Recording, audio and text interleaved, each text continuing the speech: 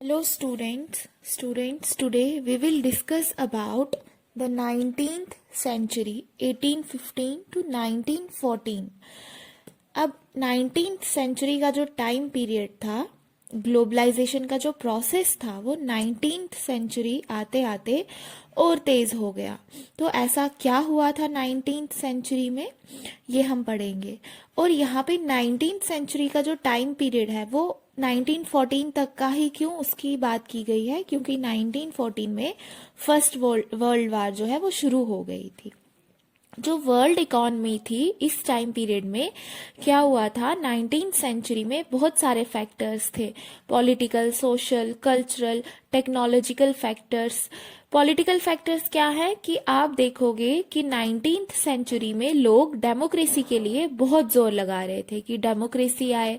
Politics में कहीं ना कहीं चेंज आ रहा था, सोशल चेंज आ रहे थे, बहुत सारे साइंटिफिक डेवलपमेंट्स हो रहे थे, जिसके चलते रिलीजन पर अलग अलग इम्पैक्ट पड़ रहा था। कल्चरल फैक्टर अगर देखा जाए, उस समय ग्लोबलाइजेशन हो रहा था, ग्लोबल वर्ल्ड बन रहा था, इंडिया से कल्चर जाएगा अमेरिका, अमेरिका का कल्चर इंडिया आएगा, तो उस तरह से आदान प्रदान देखने को मिल रहा था। तो ये सारे फैक्टर्स क्या कर रहे थे, टेक्नोलॉजिकल फैक्टर्स सबसे ज्यादा इंपॉर्टेंट है। मतलब जैसे जैसे टेक्नोलॉजी कल डेवलपमेंट हो रहा था, मशीन्स आ गई। अगर आप वॉर स्ट्रेटजीज देखोगे तो लोगों ने हथियार बनाना शुरू कर दिया था, और ऐसे हथियार थे जिनसे बहुत ज्यादा भयानक इम्पैक्ट हो सकते थे। और इन सारे फैक्टर्स के कारण वर्ल्ड चेंज अ लॉट। अब इकोनॉमिस्ट जो होते हैं, इकोनॉमिस्ट मतलब अर्थशास्त्रीय, तो इकोनॉमिस्ट ने क्या आइडिया दिया, 3 टाइप्स ऑफ मूवमेंट और फ्लो। उन्होंने 3 तरह के मूवमेंट और फ्लो को आइडेंटिफाई किया इनको। इन मूवमेंट्स ने इकोनॉमी को शेप दिया। जो इंटरनेशनल इकोनॉमी थी उसमें 3 तरह के मूवमेंट्स जो रहे थे, 3 तरह के फ्लो जो रहे थे, कौन कौन से थे, flow of trade, flow of labour और फ्लो ऑफ कैपिटल। अब फ्लो ऑफ ट्रेड क्या है, 19th सेंचुरी में जैसे जैसे ट्रांसपोर्टेशन और बेहतर होता चला गया, टेक्नोलॉजिकल फैक्टर था, जब ट्रांसपोर्ट इंप्रूव हुआ तो ट्रेड और तेज हो गया, ट्रेड और तेज हुआ तो आपस में दूसरी कंट्रीज का आपस में इंटरकनेक्शन और तेज हो गया। ट्रेड इन गुड्स, जैसे गुड्स क्या थे, कॉटन, व्हीट। तो जब ट्रेड होना स्टार्ट हुआ तो वर्ल्ड इकोनॉमी क्या होती चली गई, ज्यादा से ज्यादा इंटीग्रेटेड होती चली गई।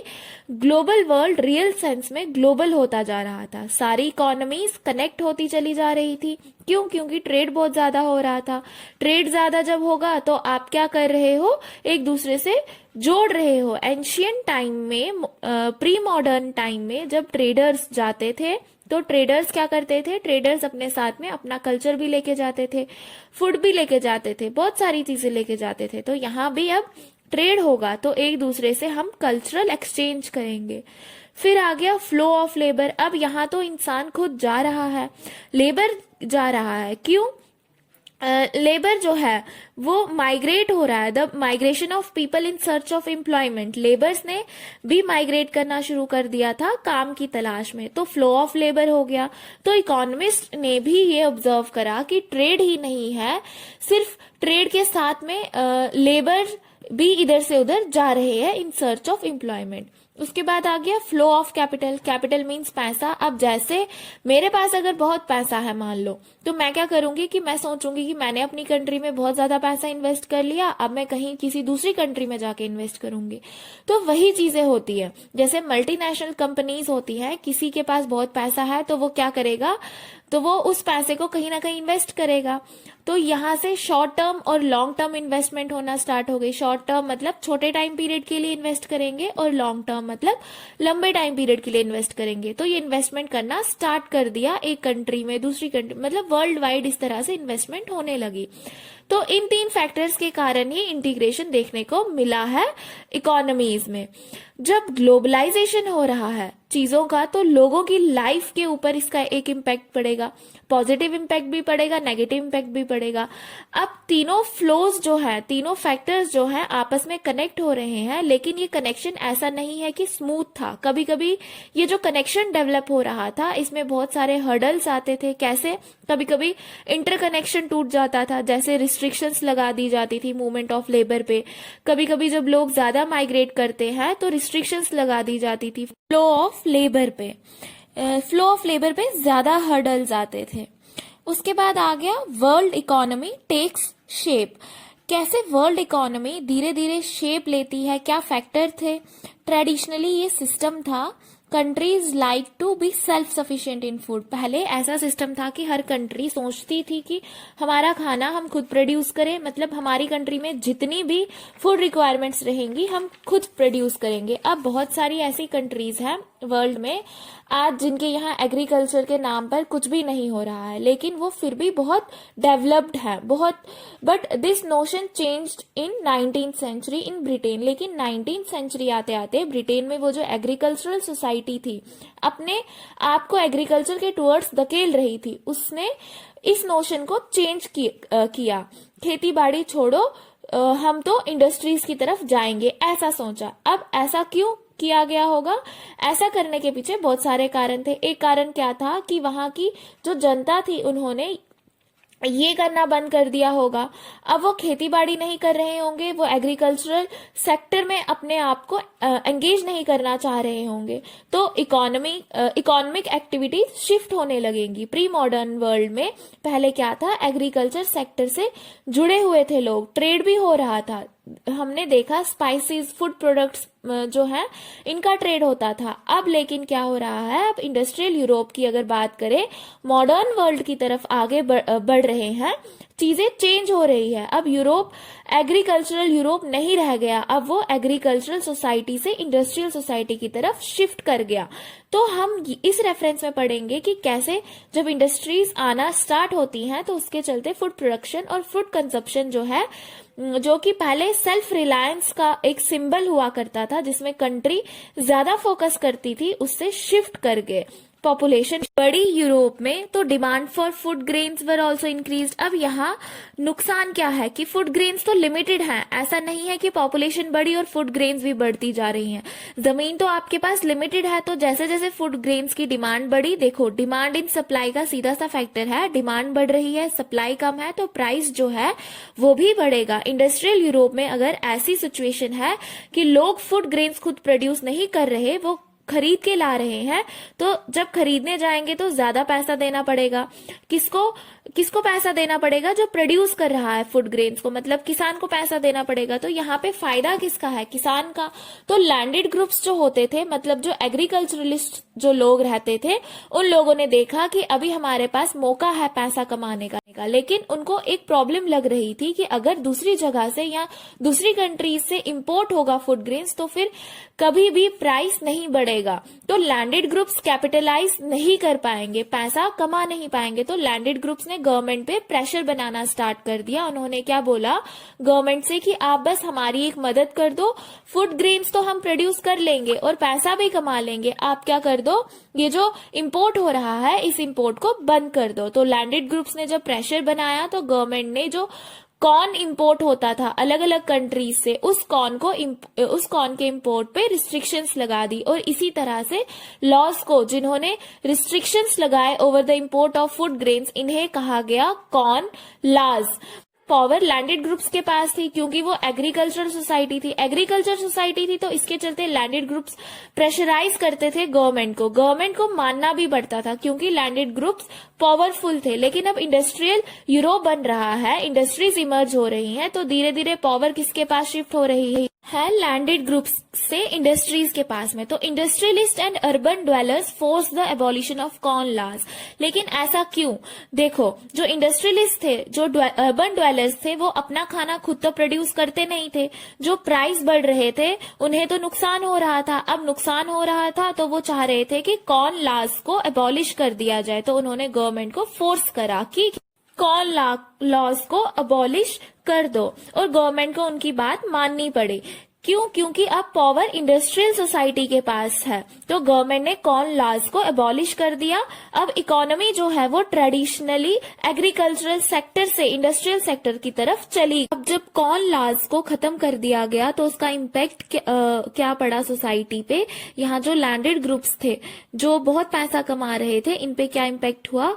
कॉर्न लॉज जब अबॉलिश हुआ तो जो बाकी कंट्रीज थी वहां से इंपोर्ट होना शुरू हुआ, और वो सारी जगह जहां पे पॉसिबिलिटी थी कि यहाँ पे खेती की जा सकती है तो वहां पे खेती की जाने लगी, और वहां से फूड प्रोडक्ट्स को इंपोर्ट करना स्टार्ट कर दिया गया। वहां से फूड प्रोडक्ट्स को जब इंपोर्ट करना स्टार्ट कर दिया गया तो ब्रिटिश एग्रीकल्चर जो था was not able to compete. क्यों? क्योंकि ये जो कंट्रीज थी अमेरिका, ऑस्ट्रेलिया, यहाँ पे बहुत ज्यादा प्रोड्यूस हो रहा था, प्रोडक्शन बहुत ज्यादा हो रहा था, बहुत ज्यादा प्रोडक्शन हो रहा था, तो वो सस्ता भी इंपोर्ट करते थे। अमेरिका से जो चीजें आ रही थी ब्रिटेन में वो सस्ती आ रही थी, तो ब्रिटिश एग्रीकल्चर जो था it was not able to compete with the imports from America, Australia, Russia, जो भी दूसरी कंट्रीज थी। तो ब्रिटिश एग्रीकल्चर जब कम्पीट नहीं कर पा रहा था तो उन लोगों ने क्या किया, उन्होंने लोगों को काम से निकालना शुरू कर दिया। तो उसके चलते अनएम्प्लॉयमेंट होगा, लोग माइग्रेट करना शुरू कर देंगे दूसरी कंट्रीज में। एक और चेंज हुआ, पहले जो फूड ग्रेन्स के प्राइस थे जो ज्यादा थे, अब वो प्राइस कम होने लगेंगे क्योंकि अब इंपोर्ट हो रहा है। अब जो प्राइस कम होगा उसका क्या इम्पैक्ट होगा? यूरोप में ट्रेड पे, वर्ल्ड इकोनॉमी जो है वो शेप ले रही है उस पे। अब ब्रिटेन में इंडस्ट्रीज ग्रो हो रही हैं, लेकिन जो लोग इंडस्ट्रीज में काम कर रहे हैं उन्हें तो खाना चाहिए, तो उनका खाना कहाँ से आ रहा था? अमेरिका से, ऑस्ट्रेलिया से, जो नए नए एरियाज डिस्कवर किए गए थे जहां पे एग्रीकल्चरल पॉसिबिलिटीज बहुत ज्यादा थी। अब फूड प्राइसेस जो है वो गिरने लगे थे, तो उसके चलते लोगों ने अच्छा खाना, ज्यादा खाना स्टार्ट कर दिया, तो ब्रिटेन में कंजप्शन बढ़ गई क्योंकि अब इजीली अवेलेबल था खाना, सस्ता अवेलेबल था। अब इसी के साथ साथ एक चीज क्या हो रही थी कि फूड का जो प्राइस है वो कम हो रहा था। दूसरी चीज क्या हुई कि इंडस्ट्रियल ग्रोथ हो रहा था, इंडस्ट्रीज बढ़ रही थी, तो इससे हायर इनकम जनरेट होगा। पहले पैसा नहीं था लोगों के पास, अब इंडस्ट्रीज लगाने से पैसा भी आ गया, चीजें एक तो सस्ती, ऊपर से पैसा ज्यादा, तो दोनों चीजों ने मिलके बहुत ज्यादा प्रोडक्शन, बहुत ज्यादा कंजप्शन बढ़ा दिया। इंडस्ट्रियल यूरोप में क्या हो रहा है, हायर इनकम के कारण ज्यादा लोग कंज्यूम कर रहे हैं, तो फूड को अगर ज्यादा इंपोर्ट करना पड़ेगा। अब कंजप्शन पैटर्न भी बदल गया, लोग ज्यादा कंज्यूम करने लगे, और अब ब्रिटेन में वो खुद कुछ नहीं प्रोड्यूस करेंगे। क्यों? क्योंकि उन्हें अब दिख रहा है कि एग्रीकल्चरल सेक्टर में कोई फायदा नहीं है, लोग माइग्रेट भी कर गए हैं वहां से, और उन्होंने क्या किया, इंडस्ट्रीज सेटअप की। इंडस्ट्रीज से पैसा आएगा तो खाना अपने आप आएगा, तो उन्होंने अपने यहाँ प्रोड्यूस करना कम कर दिया, और अब वो ज्यादा से ज्यादा फूड इंपोर्ट करने लगे थे दूसरी कंट्री से। अब आप बोल रहे हो कि हमें फूड प्रोडक्ट्स चाहिए, तो प्रोड्यूस भी तो होना चाहिए कहीं पे। अब कुछ लोग ऐसे भी लोग थे जो लोग ताक में बैठे थे कि ब्रिटेन को फूड इंपोर्ट करेंगे और पैसा कमाएंगे, तो उन्होंने क्या करना शुरू कर दिया, जैसे कुछ जमीनें खाली करना शुरू कर दी और वहां पे खेती करना शुरू कर दी। वहां की जमीन, ब्रिटेन में तो जमीन जो है वो थी नहीं, छोटी छोटी जमीनें थी लोगों के पास, तो जो नई नई डिस्कवरीज हुई थी, कहाँ पे, यूएसए मतलब अमेरिका पहुंच गए, वहां पे उन्होंने जंगलों को काटा और वहां पे उन्होंने क्या करना स्टार्ट कर दिया, खेती करना स्टार्ट कर दिया। तो जो ब्रिटिश डिमांड थी फूड प्रोडक्ट्स की, उस डिमांड को फुलफिल करने के लिए, उस डिमांड को मीट करने के लिए यूरोप, रशिया, अमेरिका, ऑस्ट्रेलिया, इस तरह से नए नए एरियाज में खेती करना स्टार्ट कर दिया। अब मान लो आपने वहां पे खेती करना स्टार्ट कर दिया, बहुत ज्यादा आपने प्रोड्यूस कर लिया। अब लेकिन ऐसा तो नहीं होगा कि आपने वीट प्रोड्यूस किया तो वीट अपने आप उड़ के चला जाएगा, आपको ट्रांसपोर्ट करना पड़ेगा, टेक्नोलॉजी को कहीं ना कहीं उसका इस्तेमाल करना होगा, टेक्नोलॉजी का इस्तेमाल, ट्रांसपोर्ट सिस्टम को बेहतर करना होगा। अब ट्रांसपोर्टेशन की जो नीड थी वो कैसे फुलफिल होती, तो ट्रांसपोर्टेशन के लिए रेलवेज बनाए गए कि रेलवे इंटीरियर लैंड से पहले पोर्ट्स तक पहुंचाएंगे फूड प्रोडक्ट्स को, फिर फूड प्रोडक्ट्स पोर्ट से जाएंगे ब्रिटेन तक या जहां तक पहुंचाने हैं। पोर्ट्स की बात करें तो नए नए बंदरगाह बनाए गए, जो पुराने पोर्ट्स थे उन्हें और ज्यादा एक्सपैंड किया गया ताकि और ज्यादा शिप्स आ सके और ज्यादा कार्गोज आ सके। अब देखो, जो आपने जमीन क्लियर करी, अब ऐसा नहीं है कि आप खेत बना दो और अपने आप प्रोड्यूस होने लगेगी फूड क्रॉप्स, आपको किसी इंसान को वहां पे काम करने के लिए लगाना पड़ेगा, जो वहां जाके खेती करे। तो वही चीज यहाँ पे भी होती है, लोगों ने माइग्रेट करना शुरू कर दिया, लोगों ने देखा कि दूसरी कंट्रीज में अपॉर्चुनिटीज है, तो thousands of people migrated from Europe. About 50 million people जो थे यूरोप से माइग्रेट करके जाते हैं अमेरिका और ऑस्ट्रेलिया में। तो कल्टीवेशन के लिए माइग्रेशन होता है। अब जो माइग्रेट करते हैं तो उन्हें रहने के लिए घर बनाना पड़ेगा, तो लेबर की जरूरत पड़ेगी, पैसे की जरूरत पड़ेगी। अब लेबर तो माइग्रेट हो ही रहे हैं, लेकिन अब कैपिटल कहाँ से आएगी? Financial centres such as London, जैसे लंदन क्या है? फाइनेंशियल सेंटर है। तो अब ब्रिटेन को पता है कि बाहर से अगर इंपोर्ट करवाना है फूड की अपनी कंट्री में, तो हमें वहां पे एक इंफ्रास्ट्रक्चर डेवलप करना होगा, और वो इंफ्रास्ट्रक्चर कब डेवलप होगा? जब हमारा पैसा पहुंचेगा। तो इस तरह से फ्लो स्टार्ट होता है ट्रेड का, लेबर का, कैपिटल का। अब इन सारी चीजों से, इन सारे फैक्टर से ग्लोबल एग्रीकल्चरल इकोनॉमी कैसे बनी? By 1980 global agriculture economy has taken shape. Global agriculture economy ने कैसे शेप ले लिया? कुछ फैक्टर्स थे, जैसे changes in labour movement, capital flows, ecologies और टेक्नोलॉजी। तो इन सारे फैक्टर्स के एक साथ काम करने से एक साथ इंटर रिलेटेड थे ये फैक्टर्स, कि मतलब आप देखोगे कि पैटर्न बदल रहा है, कि जिस तरीके से लेबर्स मूव करते हैं, माइग्रेशन हो रहा है अधिकतर यूरोपियन कंट्रीज से, जो लोग माइग्रेट करते हैं, कैपिटल भी फ्लो हो रहा है, तो flow of capital, flow of trade, flow of labour. तो अब ये सारी चीजें जब एक कंट्री से दूसरी कंट्री में फ्लो कर रही थी, तो ये सारी चीजें कहीं ना कहीं एक ग्लोबल एग्रीकल्चरल सिस्टम डेवलप कर रही थी। अब एग्रीकल्चर सेक्टर जो ग्रो हो रहा था, उस समय की इकोलॉजीज, टेक्नोलॉजीज के हिसाब से देखा जाए तो इंडस्ट्रीज मदद कर रही थी। इन सारे फैक्टर्स ने मिलके ग्लोबल एग्रीकल्चर इकोनॉमी को फ्रेम किया। ग्लोबल एग्रीकल्चरल इकोनॉमी, अगर हम इस शब्द को समझेंगे तो ऐसी इकोनॉमी जो प्राइमरली बेस्ड है एग्रीकल्चरल सेक्टर पर। नो डाउट इंडस्ट्रीज आ रही थी, इंडस्ट्रीज में जब सारे लोग काम करेंगे, उन्हें खाना कहाँ से मिलेगा? एग्रीकल्चर सेक्टर से। तो एग्रीकल्चर सेक्टर तब भी एक डोमिनेटिंग सेक्टर था। अब क्या क्या चेंजेस हुए हैं इकोनॉमी में? खाना जो है वो बहुत दूर दूर से आ रहा था, एक कंट्री से दूसरी कंट्रीज में खाना जो है एक्सपोर्ट किया जा रहा था। अब ये जो फूड क्रॉप्स कल्टीवेट किया जा रहा था, पहले पीजेंट्स सब अपने अपने खेतों पे कल्टीवेट करते थे और आसपास में डिस्ट्रीब्यूट कर दिया करते थे, लेकिन अब ऐसा नहीं हो रहा था। तो एग्रीकल्चरल वर्क जो है cultivated by the workers on the land farms who were not to that land. मतलब जैसे ब्रिटेन से एक एग्रीकल्चरल वर्कर था, वो क्या करता है? ब्रिटेन छोड़ के अमेरिका चला जाता है। वहां क्या करेगा वो? अमेरिका एक पूरा तरह से नई जमीन वहां उसके लिए होगी, तो वहां पे वो खेती करता है, प्रोड्यूस करता है क्रॉप्स को, और फिर फूड क्रॉप्स को ब्रिटेन पहुंचाता है। तो आप देख रहे हो कि किस तरह से इकोनॉमी में चेंजेस हो रहे थे। पहले क्या था कि जो किसान ब्रिटेन छोड़ के अमेरिका गया था, वो पहले कहाँ रहता था? सिर्फ ब्रिटेन में रहता था, यही प्रोड्यूस करता था, यही लोगों को खिला देता था। लेकिन अब क्या है? जब ग्लोबल एग्रीकल्चरल इकोनॉमी की बात कर रहे हैं, ये सारे चेंजेस देखने को मिल रहे हैं। इकोनॉमी में इकोनॉमी एक्सपैंड हो रही है, लेकिन आपस में सारी कंट्रीज को जोड़ रही है। अब एग्रीकल्चर सेक्टर में आपने प्रोड्यूस तो कर लिया है, तो दूसरी कंट्रीज में अब उन्हें पहुंचाना भी है, तो ट्रांसपोर्ट डेवलप हुआ, रेलवेज डेवलप हुआ। अब अगर इंडियन कंटेस्ट में देखा जाए तो 19th सेंचुरी में इंडियन इकोनॉमी में क्या चेंजेस हो रहे थे? जो ब्रिटिशर्स इंडिया में आए थे ट्रेड के पर्पज से, पॉलिटिकल पावर लेके बैठ गए। अब उनकी गवर्नमेंट है, सब कुछ उन्हीं वही चला रहे हैं, तो वो लोग क्या करने लगे? उन लोगों ने नेटवर्क ऑफ इरिगेशन डेवलप किया, इरिगेशन सिस्टम को डेवलप किया। जब ब्रिटिशर्स ने इरिगेशन सिस्टम को डेवलप किया तो उन्हें क्या फायदा मिल रहा था?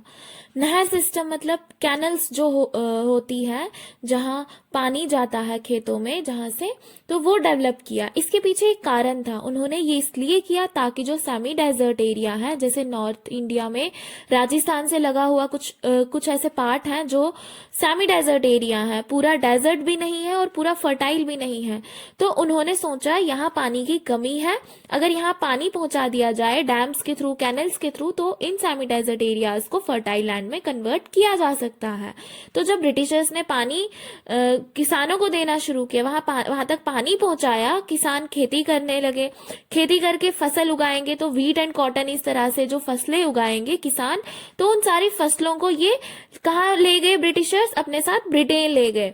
तो इस तरह से क्या किया उन्होंने, वर्ल्ड की एग्रीकल्चरल सेक्टर के साथ इंडिया की एग्रीकल्चरल सेक्टर को जोड़ दिया, ग्लोबल एग्रीकल्चर इकोनॉमी में इंटीग्रेट कर दिया। अब इंडिया के किस पार्ट में चल रहा था, पंजाब में। पंजाब के पीछे जो सेमी डेजर्ट एरियाज थे, राजस्थान हरियाणा ये वाले एरियाज थे, यहाँ पे कैनल्स डेवलप हुई थी ब्रिटिशर्स के टाइम पीरियड में, तो फिर कैनल कॉलोनीज बना दी पंजाब में। अब कैनल कॉलोनीज क्या थी, यहाँ पे लोग रहने लगे थे, जहां पे सेमी डेजर्ट एरिया को फर्टाइल लैंड में कन्वर्ट करने के लिए जब ब्रिटिशर्स ने कैनल्स कंस्ट्रक्ट करवाई, इरिगेशन फैसिलिटीज प्रोवाइड करवाई पंजाब के रीजन में, वो कैनल कॉलोनीज कहलाई।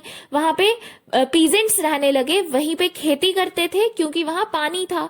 सिर्फ वीट ही जो थी क्रॉप वहीं तक सीमित नहीं थे, और भी दूसरे प्रोडक्ट्स थे जिन प्रोडक्ट्स के चलते इंडिया की एग्रीकल्चर इकोनॉमी रिलेट हो रही थी वर्ल्ड की इकोनॉमी के साथ। तो उसमें कॉटन हो गया। कॉटन क्यों, क्योंकि हमारे यहाँ बहुत ज्यादा प्रमोट किया गया कॉटन को। क्यों, ब्रिटिशर्स को अपना मोटिव दिख रहा था उसमें कि कॉटन कल्टीवेट करेंगे, उस कॉटन को हम ब्रिटेन लेके जाएंगे और कॉटन को अपनी इंडस्ट्रीज में रॉ मटेरियल की तरह यूज करेंगे, कपड़ा बनाएंगे और पैसा कमाएंगे, उसे बेचेंगे। फिर दूसरा था रबर। कारण यहाँ ये था कि यहाँ बहुत इजीली रबर कल्टीवेट किया जा सकता था। 1820 से 1914 यानी 19th सेंचुरी में कि जो वर्ल्ड ट्रेड डेवलप हुआ था, ट्रेड 25 से 40 टाइम्स ज्यादा मल्टीप्लाई हुआ। पहले अगर 100 रुपीज का ट्रेड होता था, अब 25 टाइम्स ज्यादा हो रहा था। उससे फैक्टर्स क्या थे उसके, जो इस चीज को पॉसिबल कर रहे थे, labour movement, capital flow, technological upgradation, migration, demand बढ़ रही थी, लोगों की इनकम बढ़ रही थी। तो एग्रीकल्चरल इकोनॉमी को ग्लोबल एग्रीकल्चरल इकोनॉमी बनाने में बहुत इंपॉर्टेंट रोल प्ले किया इन फैक्टर्स ने। और nearly 60% trade was in primary products. सबसे ज्यादा वॉल्यूम जो था 60% ट्रेड प्राइमरी प्रोडक्ट्स का होता था। नेक्स्ट लेक्चर में हम बात करेंगे रोल ऑफ टेक्नोलॉजी की।